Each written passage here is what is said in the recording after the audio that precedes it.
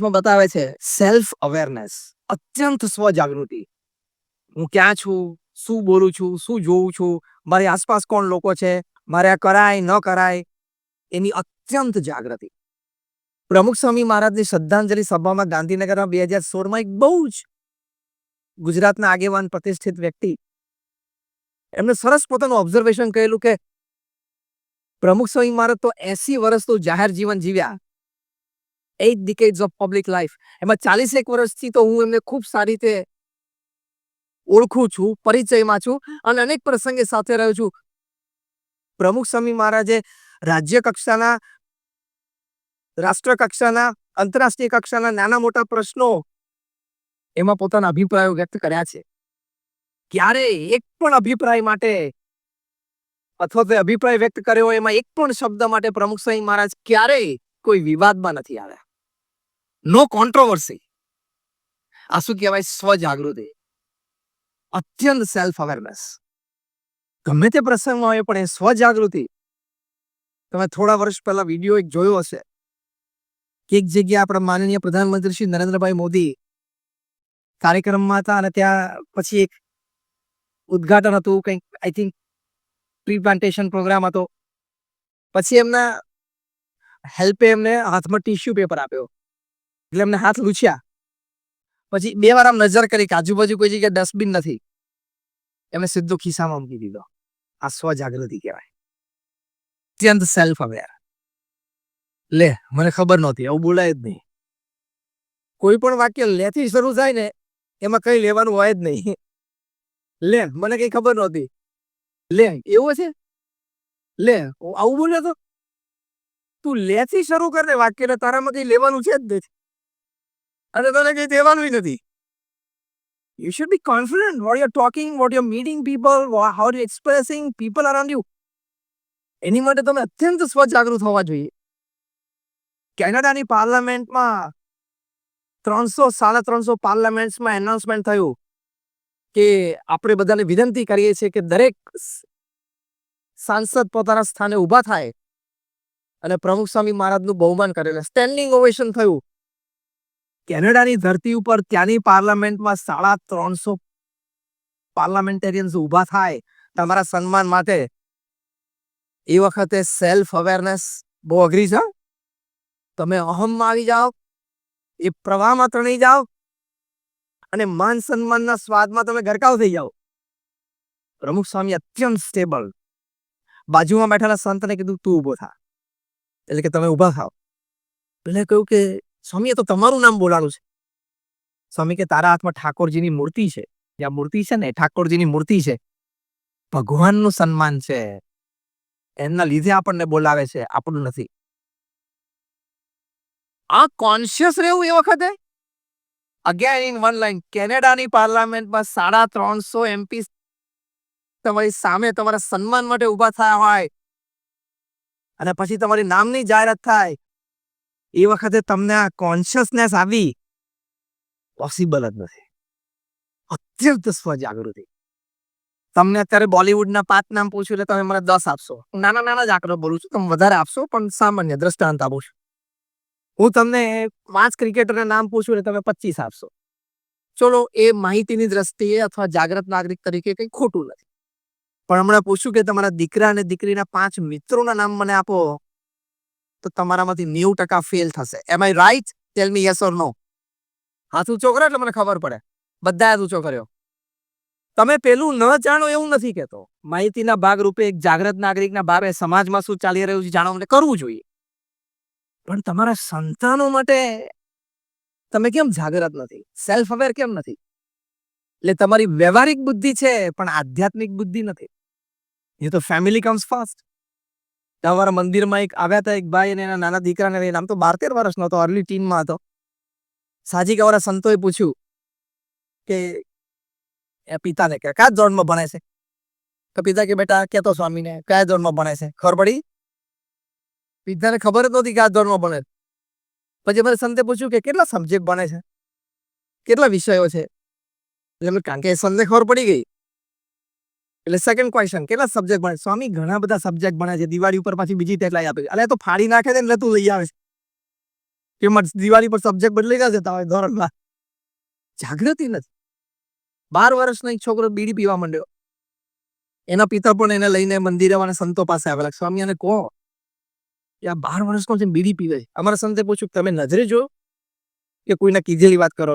નજરે જોયું. પૂછો ક્યારે? એવા છોકરાનું મોઢું આમ નીચું થઈ. બીજો પ્રશ્ન અમે પૂછ્યો કે એમની સાથે વાત તો કરી પણ પહેલા તમારી સાથે વાત કરી છે. તમે એક સિગરેટ પીવો છો? એટલે પેલા પિતા કે હા. બીજો પ્રશ્ન પૂછ્યો ઘરમાં પીવો છો? તો કે હા. ત્રીજો પ્રશ્ન પૂછ્યો ક્યારેક ઘરમાં બેઠા અને સિગરેટ પીવાનું મન થાય ને ઘરમાં સિગરેટ પી ગયો હોય પેકેટમાં એક ના હોય, તમે આ છોકરાને પાનના ગલ્લે મોકલ્યો છે? તો કે હા. અમારા સંઘ કે બસ ચેપ્ટર એન્ડ. ચોથો કાર્યક્રમ બાકી હતો જાતે કરી લીધો.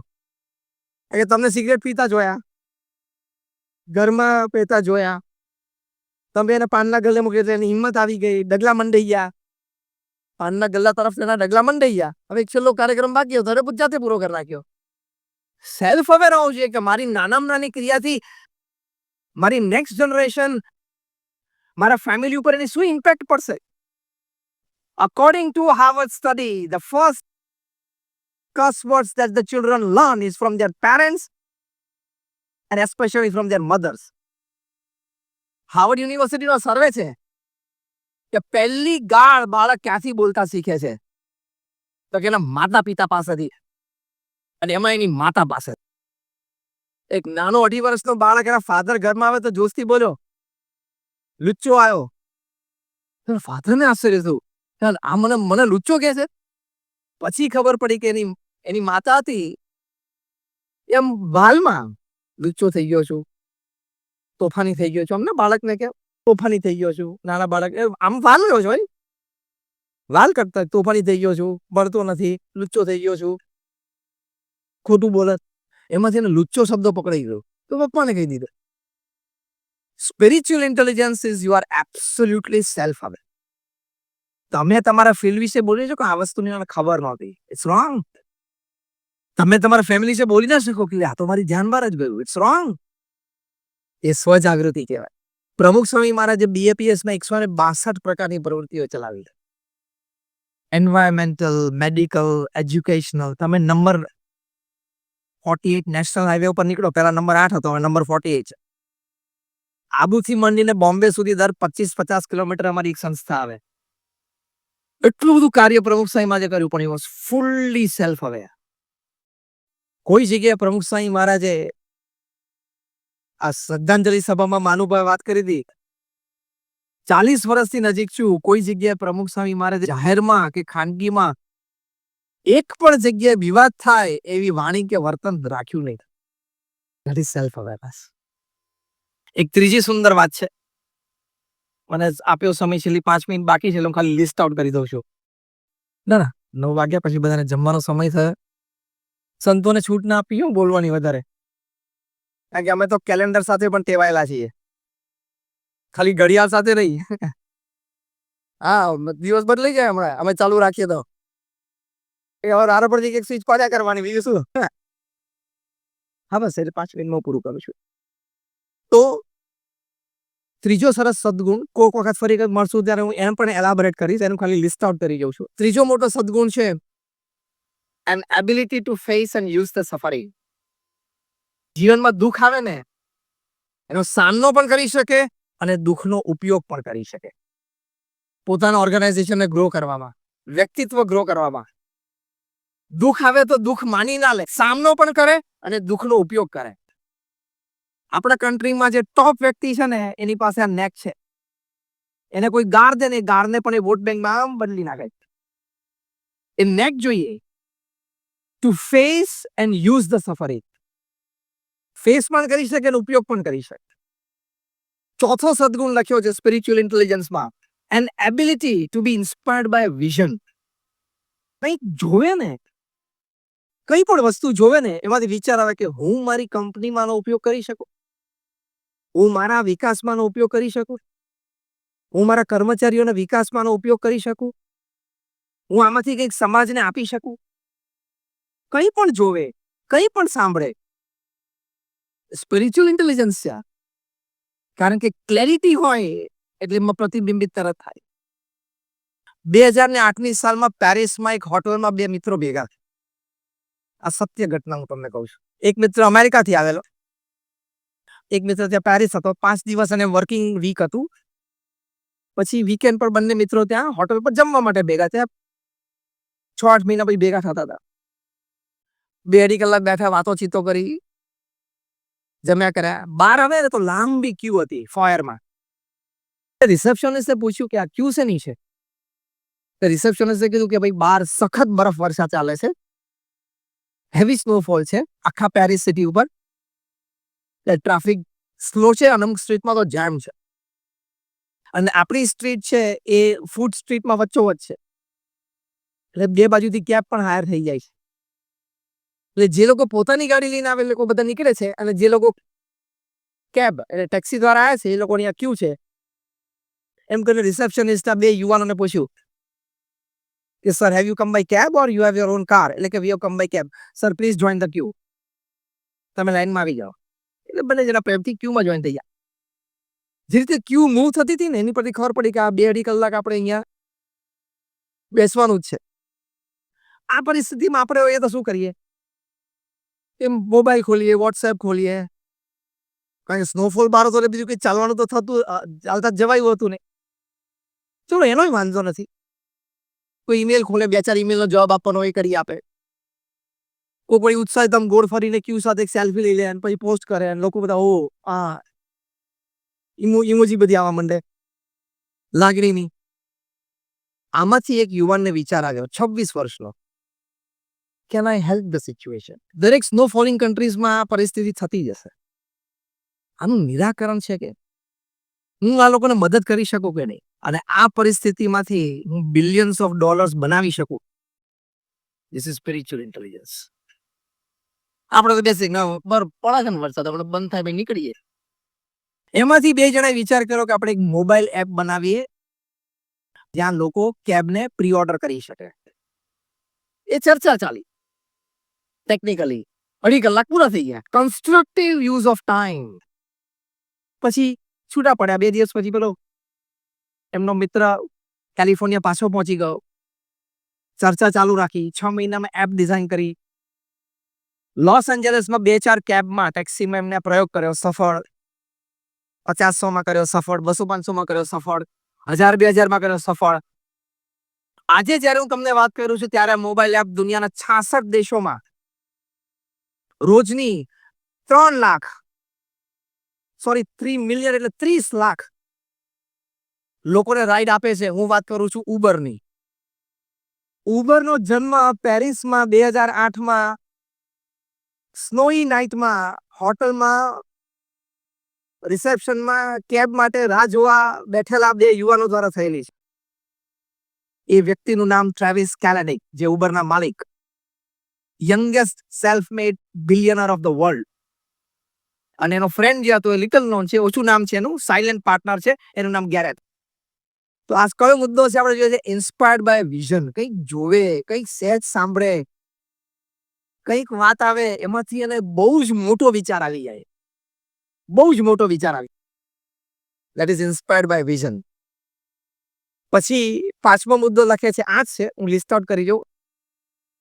5મો મુદ્દો લખે છે, an ability to see connection between diverse things. Diagonal 180 degree બે જુદી દિશામાં બે વાત હોય ને એની વચ્ચે એને કનેક્શન દેખાય. આ બહુ સરસ મુદ્દો છે, ફરી કોઈ વખત આપણે વાત કરશું. પછી 6થો સદગુણ છે, an ability to cause as little harm as possible. ઓછામાં ઓછું નુકસાન થાય વ્યક્તિને, સમાજને, પર્યાવરણને, એ એનામાં કુદરતી કુને હોય, કુદરતી એક આવડત હોય કે ઓછામાં ઓછું નુકસાન એ પહોંચાડી શકે. 7મો અને 8મો મુદ્દો બહુ જ ભવ્ય છે, શાંતિથી સાંભળી લેજો. 7મો મુદ્દો છે, an ability to ask and probe fundamental questions. કોઈ પણ વાત, પ્રોજેક્ટ, વિચાર, એને મૂળભૂત પ્રશ્નો એ પૂછી શકે, ડીપમાં જઈ શકે, ફાઉન્ડેશન સુધી જઈ શકે. જ્યાં સુધી ફૂલ ક્લેરિટી ના થાય ત્યાં સુધી પહેલું ડગલું ભરે નહીં. અને 8મી વાત લખે છે, an ability to work against a convention. માન્યતા અને ઢાંચા ની વિરુદ્ધ જઈને કામ કરી બતાવે. પ્રમુખ સ્વામી મહારાજે લંડનમાં ભવ્ય મંદિર કર્યું હતું, first project of its kind. અત્યારેની અમે સિરીઝ ચલાવે છે the first of its kind. તો અમે હેરોમાં જગ્યા લીધી અને ત્યાં આજુબાજુના રેસિડન્સે અમારી સામે કેસ કર્યો કે અમારી પીસ અને પ્રાઇવસી જતી રહેશે. કેસ કોર્ટમાં ચાલ્યો, સિગ્નેચર કેમ્પેઇન ચાલી અને કોર્ટનું ફૂલ એન્ડ ફાઇનલ જજમેન્ટ આવ્યું કે બીએપીએસ અહીંયા મંદિર નહીં કરી શકે.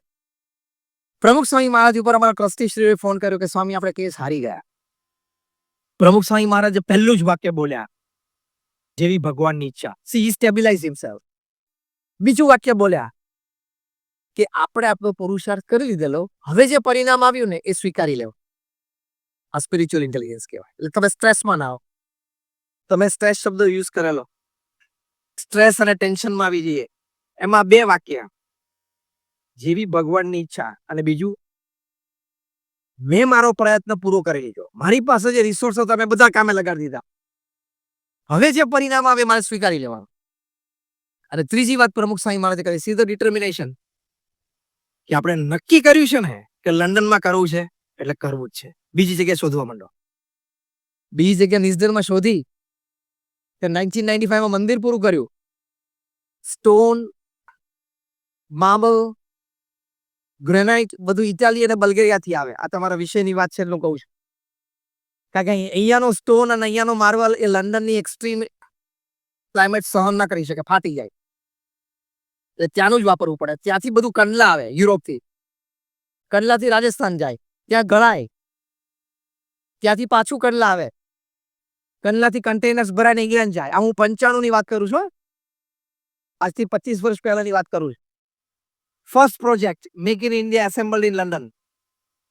મેક ઇન ઇન્ડિયા પ્રોજેક્ટ અને 26,000 નાના મોટા પીસીસ જીગસો પઝલની જેમ થાય અને એક પણ પીસનું રિજેક્શન.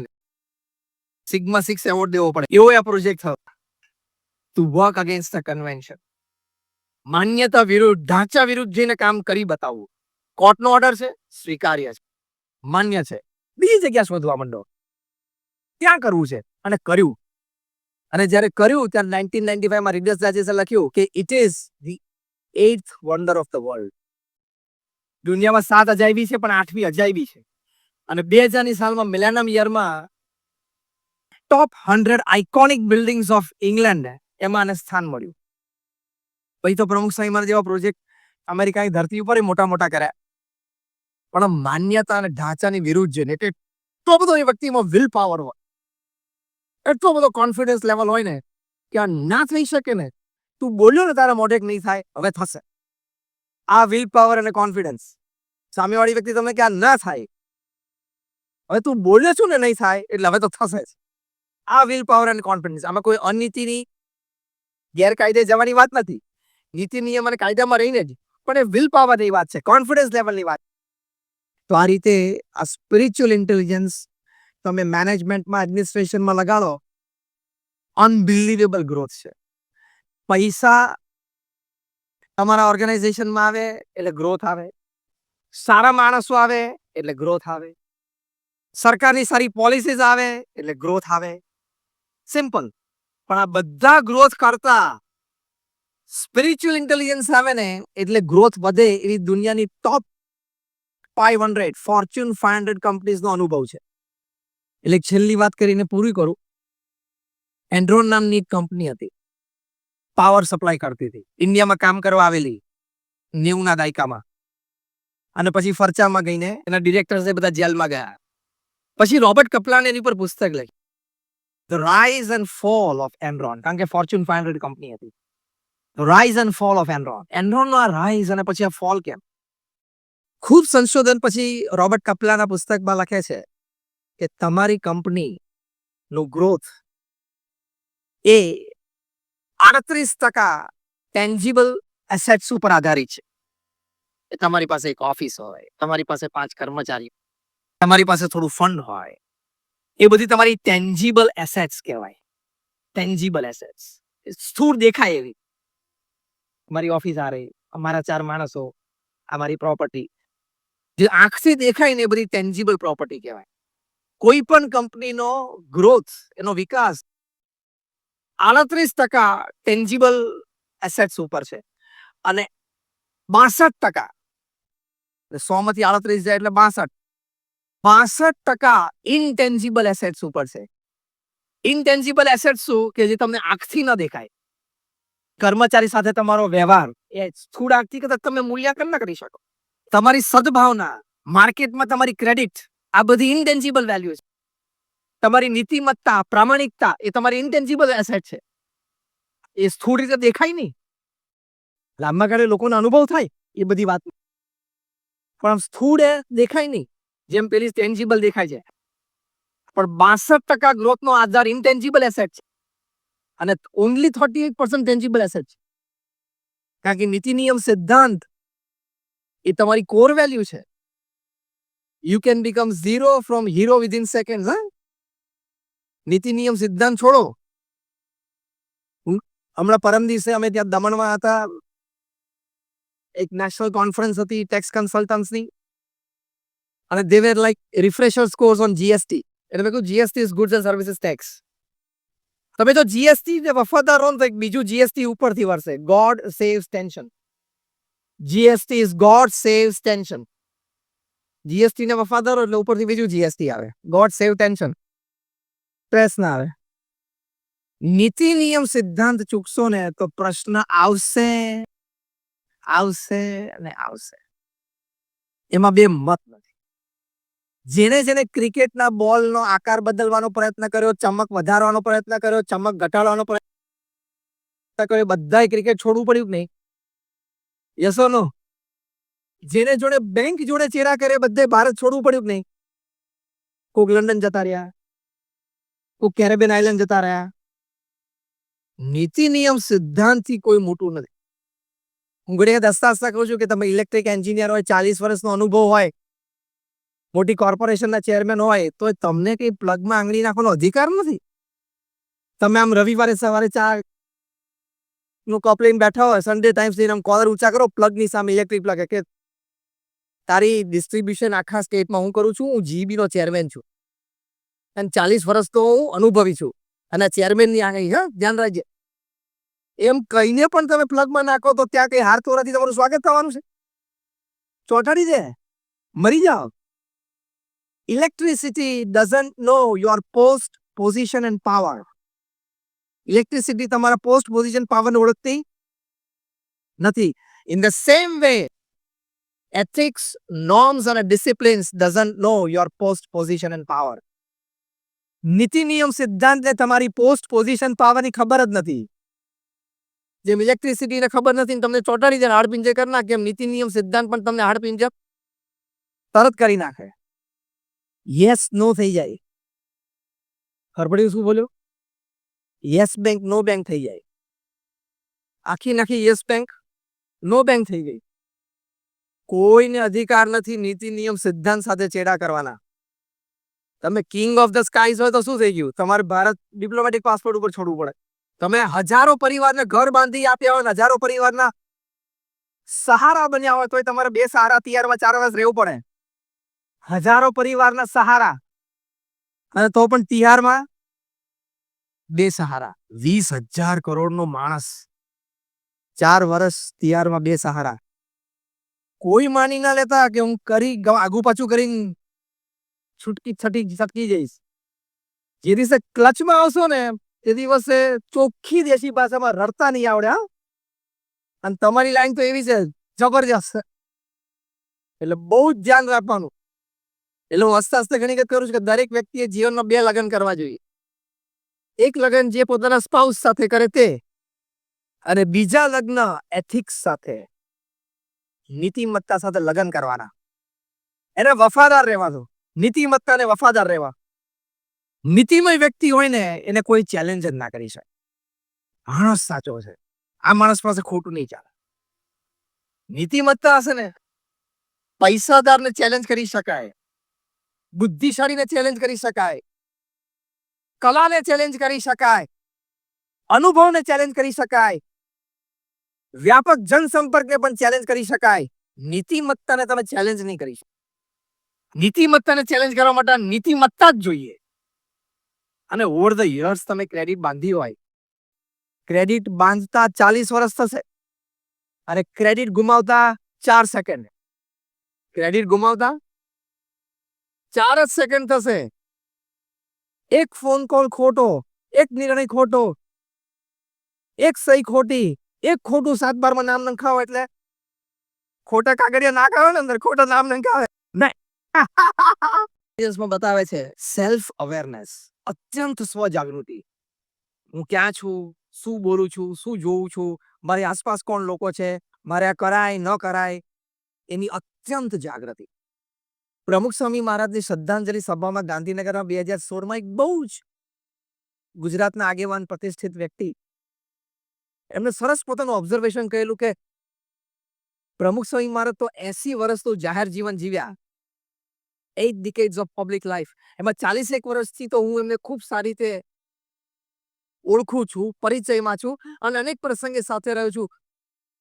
પ્રમુખ સ્વામી મહારાજે રાજ્ય કક્ષાના, રાષ્ટ્ર કક્ષાના, આંતરરાષ્ટ્રીય કક્ષાના નાના મોટા પ્રશ્નો એમાં પોતાના અભિપ્રાયો વ્યક્ત કર્યા છે. ક્યારે એક પણ અભિપ્રાય માટે અથવા તો અભિપ્રાય વ્યક્ત કર્યો હોય એમાં એક પણ શબ્દ માટે પ્રમુખ સ્વામી મહારાજ ક્યારેય કોઈ વિવાદમાં નથી આવ્યા. નો કોન્ટ્રોવર્સી. આ શું કહેવાય? સ્વજાગૃતિ, અત્યંત સેલ્ફ અવેરનેસ.